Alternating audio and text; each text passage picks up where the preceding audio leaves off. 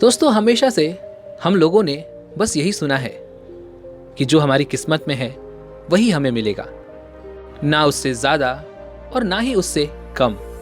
लेकिन मेरा आप लोगों से एक सवाल है, क्या आप अपनी किस्मत पर भरोसा करते हैं? यदि हाँ, तो आप मुझे कमेंट में ज़रूर बताइएगा।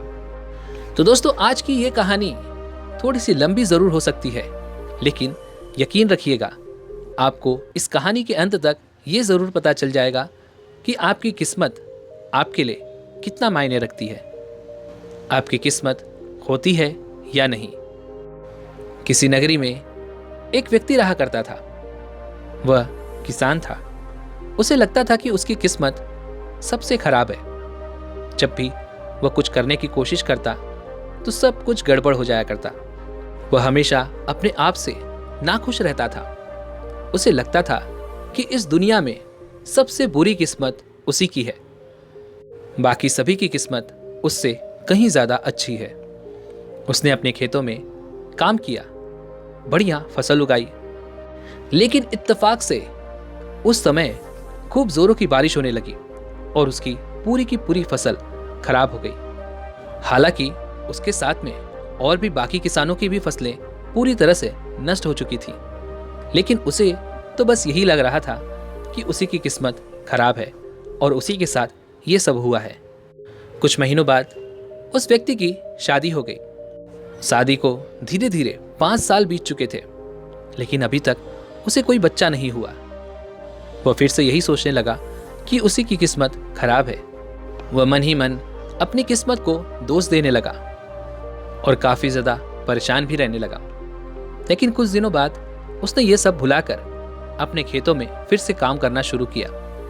उसने एक बार फिर से अच्छी फसल लगाई, लेकिन अब की बार बाकी गांव वालों की फसलें बहुत अच्छी हुई और उसकी फसल इतनी अच्छी नहीं हो पाई।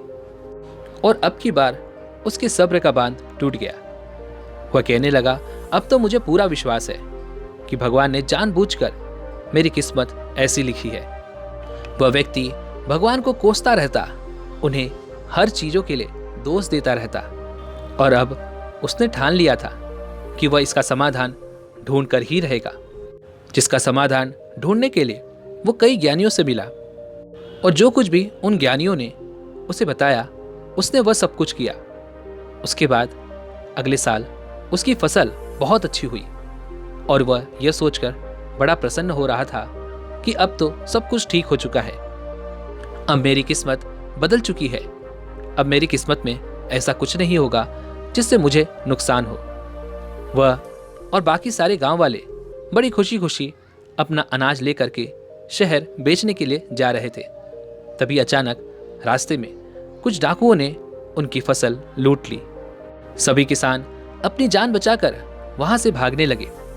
इस भागा दौड़ी में, इस अफरा तफरी में कुछ लोगों को अपनी जान भी गंवानी पड़ी।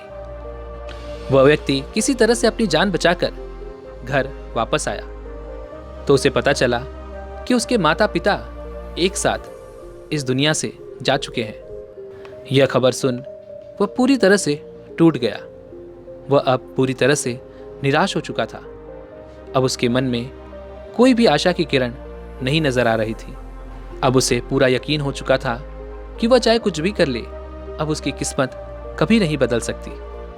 वह चाहे कुछ भी कर ले, चाहे कितने भी अच्छे कर्म कर ले, लेकिन उसे तो हमेशा नुकसान ही झेलना पड़ेगा।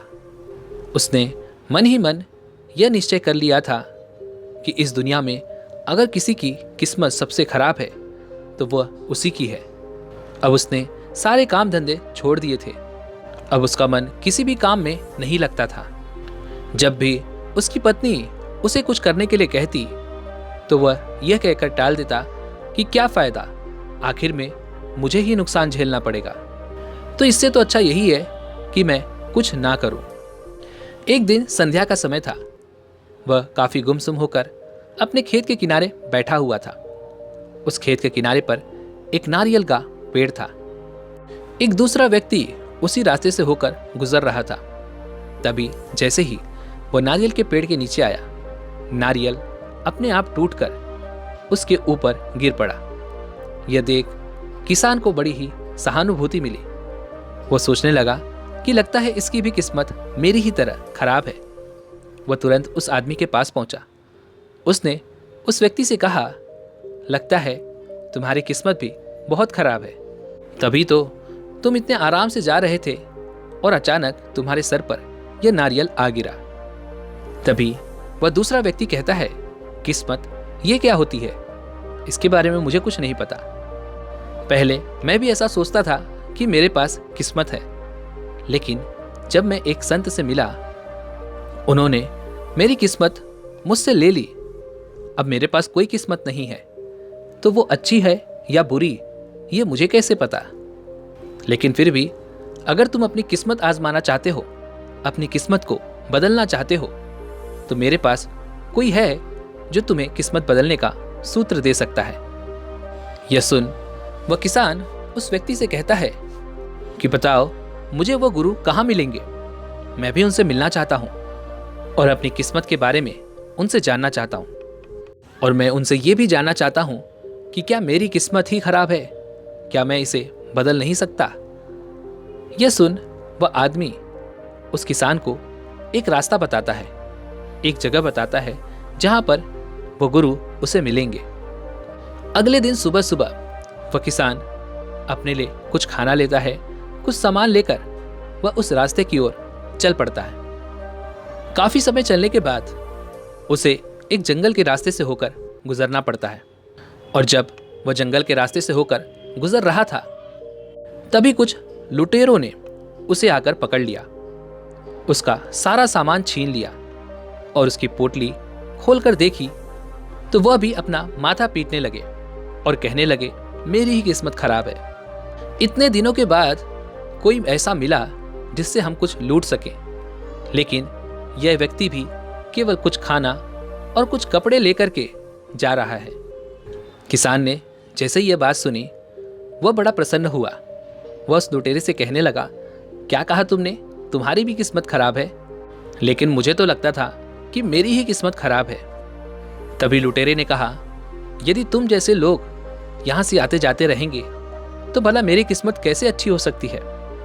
यदि तुमने कुछ धन लिया होता तो वह धन मेरे काम आ जाता। अब मैं तुमसे क्या ले जाऊं? ये खाने पीने का सामान? वह लुटेरा उस किसान को छोड़ देता है, लेकिन उससे वह खाने पीने का सामान लेकर चला जाता है।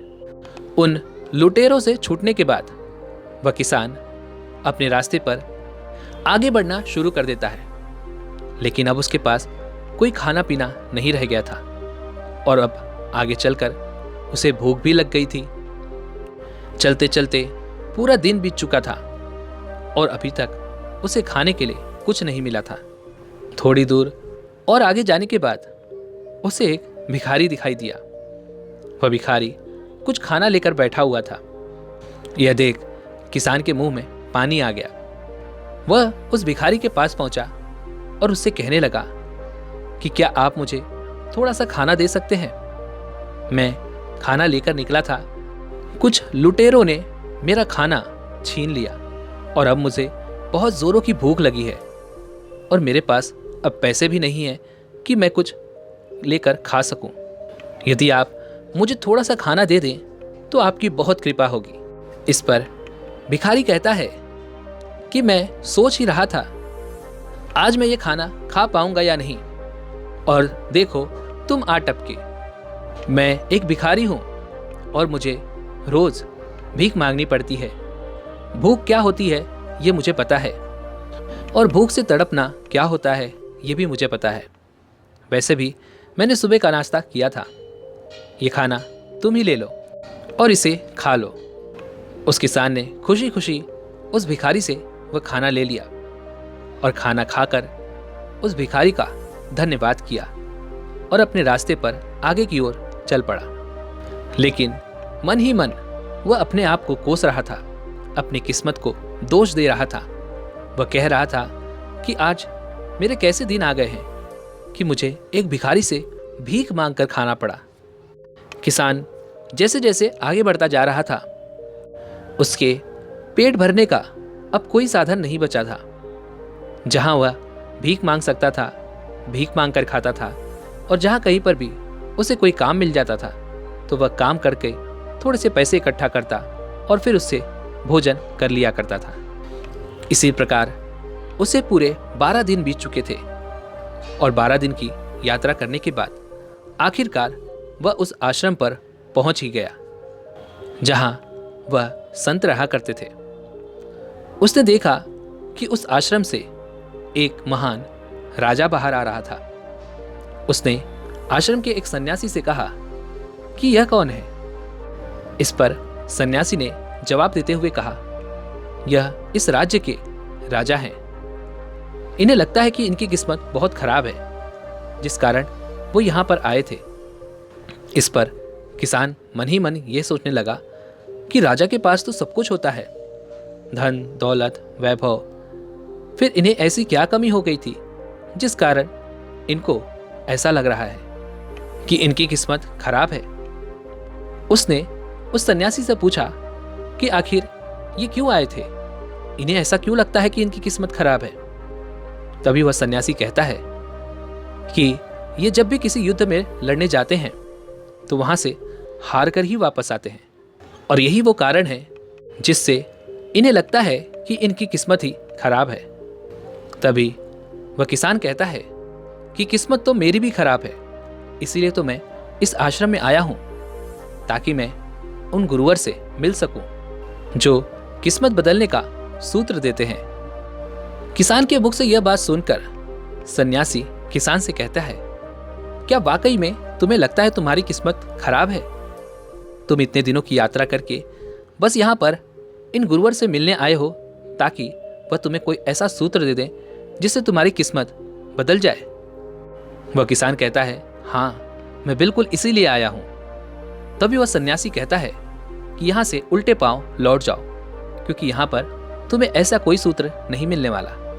तुमने यहां पर आकर अपना समय बर्बाद किया है, यहां से वापस चले जाओ। यह सुनते ही किसान की सारी आशाएं टूटकर बिखर गई। उसे लगा कि अब इस दुनिया में उसकी कोई मदद नहीं कर सकता, अब उसकी किस्मत कभी बदल नहीं सकती। इतना कठिन सफर तय करके वह यहां तक पहुंचा था और अब यहां पर आने का भी उसे कोई फायदा नहीं हुआ। उसे यह यकीन हो चुका था कि अब उसकी किस्मत कभी नहीं सुधरेगी।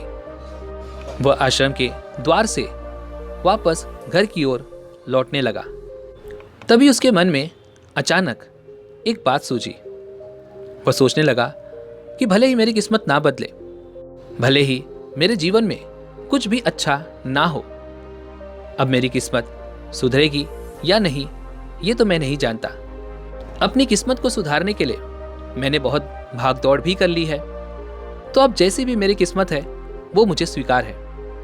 लेकिन जब मैं यहाँ तक आ ही चुका हूँ, इतनी लंबी यात्रा मैंने तय ही कर ली है, तो क्यों ना मैं एक बार गुरुवर के दर्शन कर लेता हूँ। वह किसान उस सन्यासी के पास वापस लौटा और उनसे कहने लगा कि जब मैं इतनी दूर आ चुका हूँ, जिसलिए मैंने ये यात्रा शुरू की थी, उस यात्रा को मैं पूरा तो कर लूं, एक बार उन गुरुवर के दर्शन तो कर लूं। तभी वह सन्यासी मुस्कुराने लगा और कहा, हाँ हाँ, क्यों नहीं, चलो तुम अंदर चलो। वह सन्यासी उस किसान को आश्रम के अंदर ले गया। उस आश्रम में एक बड़ा सा वृक्ष लगा हुआ था। वह उस वृक्ष के नीचे जाकर बैठ गया और उस किसान से कहने लगा कि मैं ही इस आश्रम का गुरु हूं। तुम्हें जो कुछ पूछना है, तुम्हें जो कुछ जानना है, तुम मुझसे पूछ सकते हो। किसान ने जैसे ही उस सन्यासी के मुख से यह बात सुनी, वह उनके चरणों में जा गिरा और कहने लगा, हे गुरुवर, मैं धन्य हो गया। मैंने इतनी लंबी यात्रा सिर्फ इसलिए की थी ताकि मैं आपसे मिल सकूं, और मेरी यह यात्रा सफल हो चुकी है। आपसे मिलने के लिए मैं पूरे 12 दिनों से यात्रा कर रहा हूं और अब मैं वापस जाना चाहता हूं। किसान की यह बातें सुनकर गुरुवर ने कहा, क्या तुम्हें अपनी किस्मत बदलने का सूत्र नहीं चाहिए?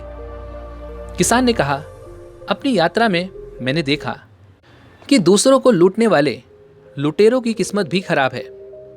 जिसके पास कुछ भी नहीं है, उस भिखारी की किस्मत भी खराब है। और जिसके पास सब कुछ है, यानी कि वह राजा जो कि आपके यहाँ से अभी अभी गए हैं, उसकी भी किस्मत खराब है। तो अगर ऐसे में मेरी भी किस्मत खराब है तो भला क्या फर्क पड़ता है? ऐसा लगता है मानो सभी की किस्मत खराब है, तो ऐसे में मुझे क्या फर्क पड़ेगा?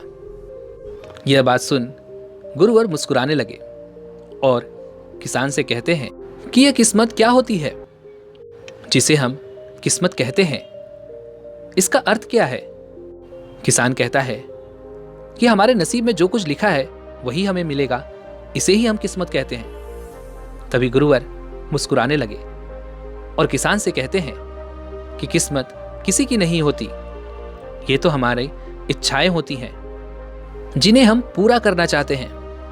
लेकिन अब हमारी इच्छाएं हमारे अनुरूप पूरी ना हो, तब हम कहते हैं कि हमारी किस्मत ही खराब है। लेकिन वास्तविकता तो ये है कि हमारी किस्मत नहीं बल्कि हमारे कर्म ही खराब हो जाते हैं। यदि हम परिस्थितियों के अनुरूप कर्म नहीं करते हैं तो इसके कारण हमारी इच्छाएं अधूरी रह जाती हैं, हमारे वो कर्म पूरे नहीं हो पाते। परिस्थितियों के अनुरूप कर्म ही महत्वपूर्ण है। इस पर वह किसान कहता है, हे गुरुवर, मुझे आपकी ये बातें समझ नहीं आ रही। आप क्या कहना चाहते हैं?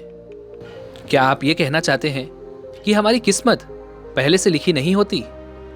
इस पर वह गुरुवर कहते हैं कि कुछ भी पहले से लिखा नहीं होता। हम अपना भाग्य खुद बनाते हैं, हम अपनी किस्मत खुद लिखते हैं। हम जैसे भी कर्म करते जाते हैं, हमारे कर्म ही हमारा आने वाला कल तैयार करते हैं। यह सुन किसान ने कहा, हे गुरुवर, आप मुझे साफ साफ और स्पष्ट तौर पर बताइए, मुझे आपकी बातें समझ नहीं आ रही। तभी गुरुवर उस किसान को एक जगह ले जाते हैं। तभी रास्ते में अचानक उस किसान के पैर में एक कांटा चुभ जाता है। किसान के मुंह से निकल जाता है, आह, मेरी तो किस्मत ही खराब है, अब ये कांटा भी मुझे ही चुभना था। गुरुवर ने किसान के पैर से वह कांटा निकाल दिया और किसान से कहा, देखा, जब हम किसी भी यात्रा को शुरू करते हैं तो उस यात्रा के दौरान परिस्थितियों के अनुरूप कई समस्याएं आती हैं, तो हमें इसी के अनुरूप अपने कर्म भी करने होंगे। तुम यहां पर देख सकते हो कि जिस रास्ते से हमें जाना है उस रास्ते पर कांटे ही कांटे हैं। अब या तो हम यहां से वापस लौट जाएं और अपने आप से हमेशा ये कहते रहें कि हमारी तो किस्मत ही खराब है, या फिर हम थोड़ी दूर आगे चल सकते हैं, लेकिन इससे हमारे पैरों में कांटे चुभने लगेंगे और हमारा पैर लहूलुहान हो जाएगा, और फिर तब भी हम यही कहेंगे कि हमारी तो किस्मत ही खराब है। या फिर हम इन परिस्थितियों को समझें और इन कांटों को रास्ते से हटाते हुए आगे बढ़ते रहें। लेकिन याद रहे कि ऐसा भी हो सकता है कि इन कांटों को हटाते वक्त ये कांटे हमें चुभ भी जाएं, लेकिन ऐसा करते वक्त हमारे पैर लहूलुहान नहीं होंगे और हम आसानी से इस रास्ते को पार कर सकेंगे। तो अब मुझे तुम बताओ, अब तुम्हें क्या करना उचित लग रहा है? क्या हम यहाँ से वापस चलें, या फिर कांटों के ऊपर से जाना तुम्हें पसंद है, या फिर तुम कांटों को रास्ते से हटाकर जाना पसंद करोगे? इस पर किसान कहता है कि हम अपने पैरों में जानबूझकर कांटे क्यों चुभाएंगे, हम कांटों को रास्ते से हटाते हुए ही आगे बढ़ेंगे। गुरु और किसान ने मिलकर उन कांटों को रास्ते से हटा दिया और चलते हुए आगे बढ़ते गए और उस रास्ते को पार कर लिया। रास्ते को पार करते ही एक बड़ी नदी उनके सामने आ गई और उस नदी का पानी उफान पर था। तभी गुरुवर ने किसान से कहा, क्या तुम्हें तैरना आता है? हमें इस नदी को पार करना है और हमें उस दूसरे किनारे पर पहुंचना है और हमें इस नदी को पार करना ही होगा। यह सुन किसान कहता है, हे गुरुवर, मुझे तैरना नहीं आता। तभी गुरुवर ने कहा कि अब तुम ये कह सकते हो कि मेरी तो किस्मत ही खराब है, जो मेरे रास्ते में नदी आ गई और मुझे तैरना नहीं आता। अब ऐसे में या तो तुम तैरना सीख सकते हो और वापस आकर इस नदी को पार कर सकते हो, या फिर यदि तुम चाहो तो किसी नाव की व्यवस्था कर सकते हो और इस नदी को पार कर सकते हो। तो फिर तुम क्या करना चाहोगे? किसान ने कहा, हे गुरुवर, यदि मैं तैरना सीखूंगा तो उसमें मुझे बहुत वक्त लग जाएगा और यह नदी हमें अभी पार करनी है, इसलिए हमें नाव की व्यवस्था ही करनी होगी। तब वह गुरुवर और उस किसान ने कुछ बांस की डंडियों का इकट्ठा किया और उन डंडियों का इस्तेमाल करके उन्होंने एक नाव का निर्माण किया।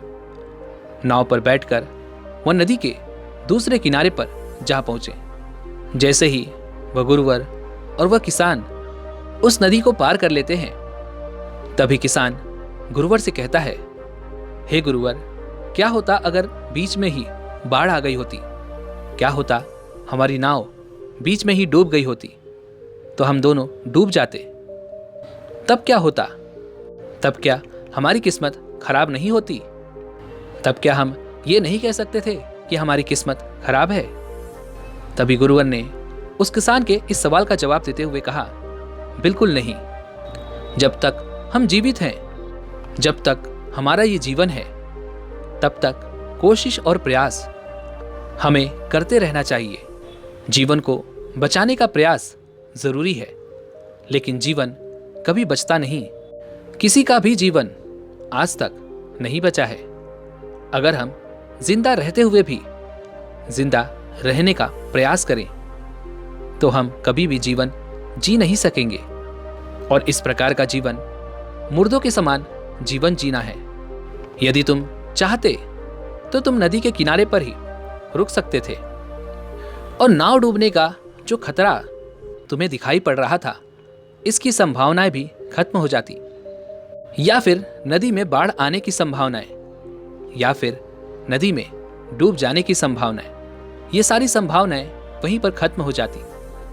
लेकिन तुम मुझे एक बात बताओ, यदि तुम नदी के किनारे बैठे रहते, तब क्या तुम जिंदा ही रहोगे?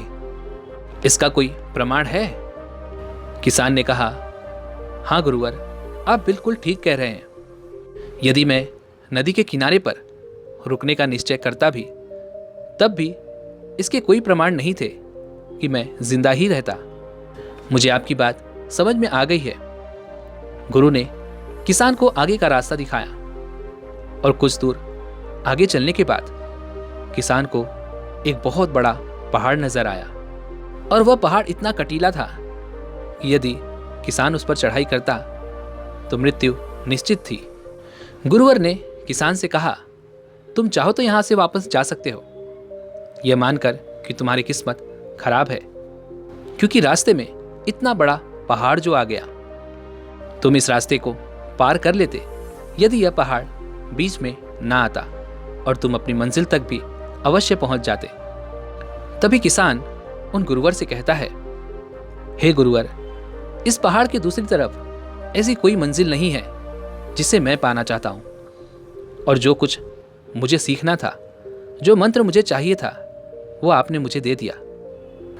मैं ये समझ चुका हूं कि किस्मत का रोना हम अपनी कमियों के कारण अपनी कमियों को छुपाने के लिए करते हैं। हम ये नहीं चाहते कि हमें अपनी कमियों का पता चले, और यदि हमारी कमियों के बारे में किसी दूसरे को पता चल जाएगा तो वह इसका लाभ भी उठा सकता है। इसलिए हम में से अधिकांशतः लोग वास्तव में किस्मत का सहारा लेते हैं, लेकिन वास्तविकता तो यही है कि हमारे जीवन में ये सारी केवल परिस्थितियां ही हैं और हम उन परिस्थितियों के अनुरूप अपने जीवन जीने से डरते हैं। हम अपने जीवन में कर्म नहीं करना चाहते, हम चमत्कार चाहते हैं। हमें कोई भी कर्म ना करना पड़े और हमारी सारी इच्छाएं पूरी हो जाएं। हम जो कुछ भी चाहते हैं वह सब हमें मिल जाए। हम ऐसा ही चाहते हैं, इसलिए हम चमत्कारों की ओर भागते हैं।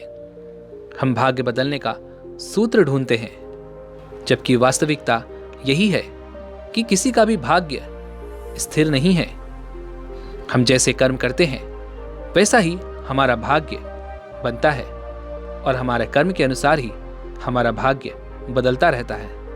लेकिन हम में से अधिकांश लोग किस्मत का खेल मान लेते हैं और पहले से जो लिखा हुआ है उसे ही स्वीकार कर लेते हैं। लेकिन अब से मेरा कोई भाग्य नहीं है, मेरी कोई किस्मत नहीं है।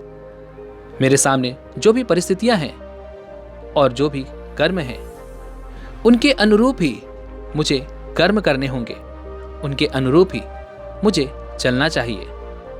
मंजिल तक पहुंचने के लिए कांटों से भरा रास्ता हो या फिर उफनाती हुई नदी या फिर एक बड़ा पहाड़, अपनी मंजिल तक पहुंचने के लिए हमें इन्हें पार करना ही होगा। आखिर में वह किसान गुरुवर से कहता है, हे गुरुवर, यदि मैं इस पहाड़ को चढ़ जाता तो मुझे क्या मिलता? गुरु ने कहा, वही जो सबको मिलता है। रास्ते मायने नहीं रखते, मंजिल मायने नहीं रखती, बल्कि इनका निचोड़ ही तुम्हारी मंजिल होती है। रास्तों का ज्ञान तुम्हारा विज्ञान बन जाता है और रास्ते ही हमें सिखाते हैं हमें अपने जीवन में किस तरह से आगे बढ़ते रहना चाहिए। क्योंकि बिना रास्तों के कोई मंजिल नहीं होती और जब मंजिल मिल जाती है तब वह बिना रास्तों के अधूरी होती है।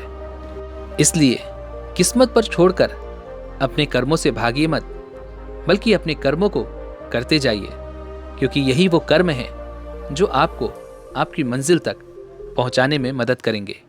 इसलिए दोस्तों, भाग्य के भरोसे मत बैठिए, अपने कर्मों को नियमित तौर पर करते जाइए। अपने कर्मों पर विश्वास कीजिए, अपने कर्मों से अपना भाग्य खुद लिखिए।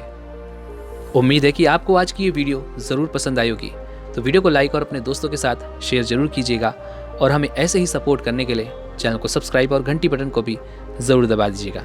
चलिए मिलते हैं ऐसे एक और वीडियो में, तब तक के लिए अपना ख्याल रखें। धन्यवाद।